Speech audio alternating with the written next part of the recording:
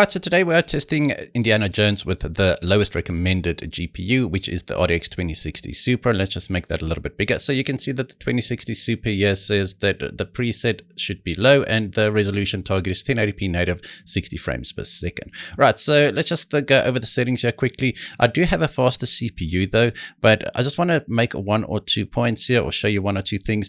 I am using the Digital Foundry recommended settings here for the 8GB GPUs. I do have medium shadows set and then also hair set to low, but then I did not change the texture pool size to low at 1440p. But let's just go through my settings here quickly. So currently you can see we are at 1080p.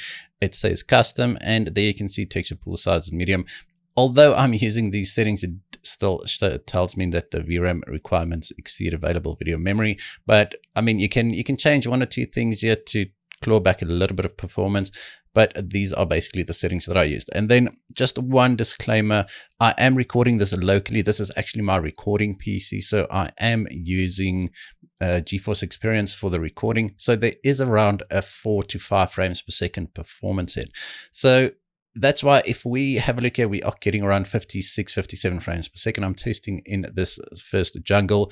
It is a very demanding sequence on the GPU, and if we take the performance loss from the local recording into account, we should be able to get above 60 frames per second basically all the time in this specific spot, right? Except there where it dropped to 52, even without the recording, it drops to around 58 frames per second. So as I said, there's around, you can add around 5 frames per second here to what you see in the frame rate average there. As I said, this is my dedicated recording PC, so all my capture cards, my mics, all my software, everything, it's basically installed on this system here. So that's why I'm just doing a local recording. Right, so we were almost able to hit 60 frames per second at all times there, even with the recording enabled. But let's just drop this down to DLSS set to quality, because currently we're at tier A native, right? So I'm going to leave the exact same settings, just drop it down to DLSS quality, and then just do the same run. And you can see we gained around 10 to 15 frames per second by using DLSS quality. And I think this is actually a pretty good experience, right?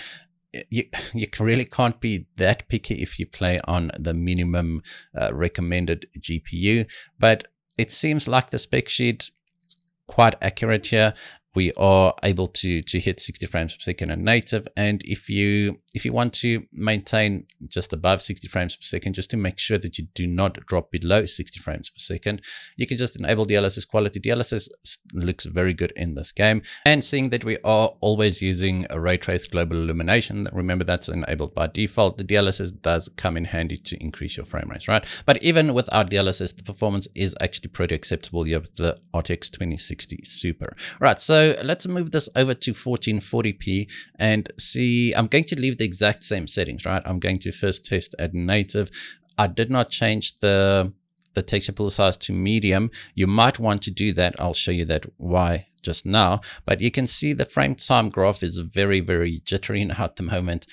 We are dropping below 40 frames per second, and as we go through this specific spot, the frame time graph becomes a little bit more erratic, and that is because we are starting to run out of VRAM, right? So I'm not going to do a full run here. It's not really realistic settings here. As I said, just drop down the texture pool size to low.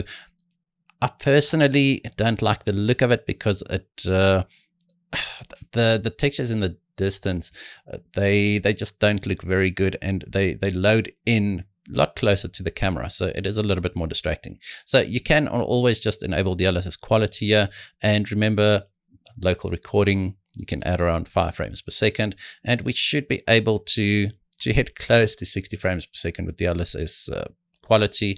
And you can see we are basically on the verge of our 8GB VRAM buffer there. We have 7.8 allocated and then 6.9 used. So it might run out of VRAM using these settings if you just play a little bit longer than what the benchmark run is. I haven't really tested too long, but in the specific run with the specific time limit, it did not run out of VRAM with these settings, right? But we can always enable DLSS, a little bit more aggressive DLSS at 1440p, because we do have a pixel count headroom, if I can call it that. So if we take this down to DLSS balanced, which I think is still okay at 1440p. As I said in my previous videos, that's pretty much as low as I'd go with the DLSS. And now you can see we are managing 60 frames per second here. Now, obviously, once again, at around 45 frames per second here due to the recording. And our VRAM used is still quite high. We are sitting with 7.7 gigabytes allocated and then 6.9 gigabytes used. So we did not gain any VRAM, any VRAM headroom by dropping down to DLSS balanced, but we did manage to hit an average frame rate there of 61 frames per second. And the lows are actually very respectable as well, considering that this is, I mean, it's basically the lowest entry RTX GPU that you can get apart from the 2060, right? This is 2060 Super. It's quite a bit faster than the normal 2060, but I digress. All right, so I'm going to test in Giza as well, which is, it's actually a very CPU heavy area. And on the 4090 that I tested earlier, the frame rate here was actually higher than in the forest area that I just tested, but unfortunately it seems like for the 2060 Super especially, the frame rate is more or less the same as in the forest area, right? We are using DLSS quality here. I'm not going to do full test runs here, just DLSS quality at 1080p and then DLSS balance at 1440p, just to give you an idea what the performance is like in different areas. But you can see that we're maintaining 60 frames per second, and I think it is a pretty decent experience, but you have to make some concessions here to be able to hit 60 frames per second. You can just see that the power lines, even with DLSS quality, they don't look very good. They do break up a little bit, the finer detail. But let's try 1440p quickly. So exactly the same settings. As I said, you can claw back a little bit performance just by dropping some of these settings that still show ultra. You can drop them down to high or medium even. I'm not going to do a full benchmark run here with this GPU because the options are actually quite limited due to the 8 GB VRAM buffer. But you can see here DLSS balanced at 1440p.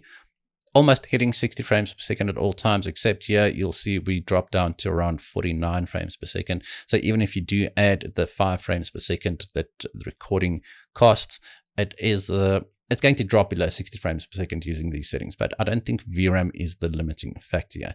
And you can see even at 1440p with DLSS set to balanced, the finer detail unfortunately still breaks up. But I do think that performance is acceptable here.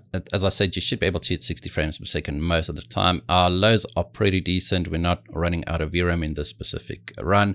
And you can see that our 0.1% lows are about 42, which is not that bad considering our average frame rate is 56. Right, that's going to be it for this very short video. Hope you guys enjoyed it. If you did, hit that like button, hit the subscribe button. And as always, we hope to see you in the next one.